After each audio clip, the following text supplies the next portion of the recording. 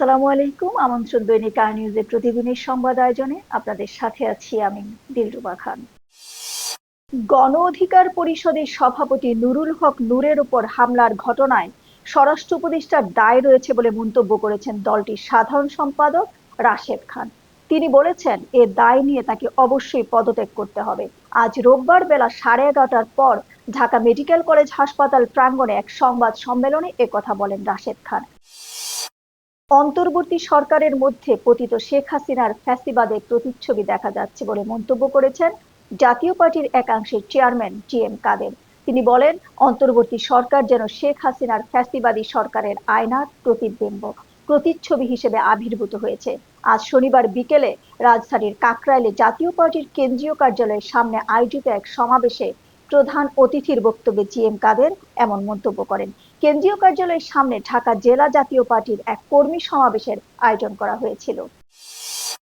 নির্বাচন নিয়ে যে বিতর্ক চলছে, সেক্ষেত্রে বিএনপির কনসার্ন বা চিন্তার জায়গা আসলে কি, তা পরিষ্কার করে জানালেন দলটির স্থায়ী কমিটির সদস্য সালাউদ্দিন আহমেদ।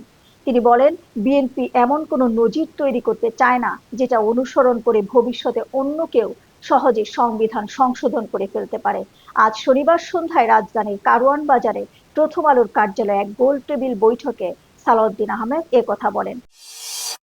ঠাকুরগাঁও জেলায় বালিয়াডাঙ্গি উপজেলায় প্রাণী সম্পদ কর্মকর্তা মৌসুমী আক্তারের সরকারি গাড়িতে মেয়াদ উত্তীর্ণ ঔষধ হাতে নাতে ধরেছেন মৎস্য ও প্রাণী সম্পদ উপদেষ্টা ফরিদা আক্তার। এ ঘটনায় প্রাণী সম্পদ মন্ত্রণালয়ের যুগ্ম সচিব জোবাইদুল কবিরকে আহ্বায়ক করে ৩ সদস্য নিয়ে একটি কমিটি গঠন করা হয়েছে। শনিবার রাতে জেলা সার্কিট হাউসে এ ঘটনা ঘটে। এদিন রাতে জেলা ও উপজেলায় মৎস্য এবং প্রাণী সম্পদ কর্মকর্তাদের সঙ্গে মতবিনিময় সভা শেষে বের হওয়ার সময় এ ঘটনাটি নজরে আসে। এবারে আন্তর্জাতিক সংবাদ। পাকিস্তানের প্রধানমন্ত্রী শাহবাজ শরীফ বলেছেন, তার সরকার দেশের সন্ত্রাস মোকাবেলায় পূর্ণ শক্তি ব্যবহার করবে। সম্প্রতি খাইবার পাখতুনখাওয়া সন্ত্রাস বিরোধী অভিযান চলাকালে সন্দেহভাজন ব্যক্তিদের হামলায় ১৯ সেনা নিহত হওয়ার পর গতকাল শনিবার এ হুঁশিয়ারি দেন তিনি। পাকিস্তানের রাষ্ট্রীয় সংবাদ মাধ্যম রেডিও পাকিস্তান এ খবর দিয়েছে।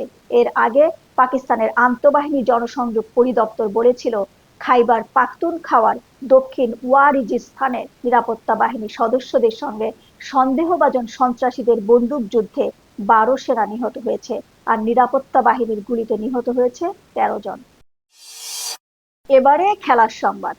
এশিয়া কাপ মানে উত্তেজনা ও রোমাঞ্চে ভরপুর এক টুর্নামেন্ট, কারণ এখানেই কেবল দেখা হয় ভারত ও পাকিস্তানের। বিশ্বকাপের ময়দানেও দুই দলের দেখা হয়, তবে এশিয়া কাপে এই দ্বৈরথ যেন দর্শকের কাছে শ্রেষ্ঠত্বের প্রমাণ হিসেবে আসে। এবারের ভারত পাকিস্তান ম্যাচ ঘিরে আবহাওয়া আগের তুলনায় বেশি উত্তেজিত। আজ রাত 8:30টায় দুবাইয়ে সেই দ্বৈরথ মাঠে গড়াবে।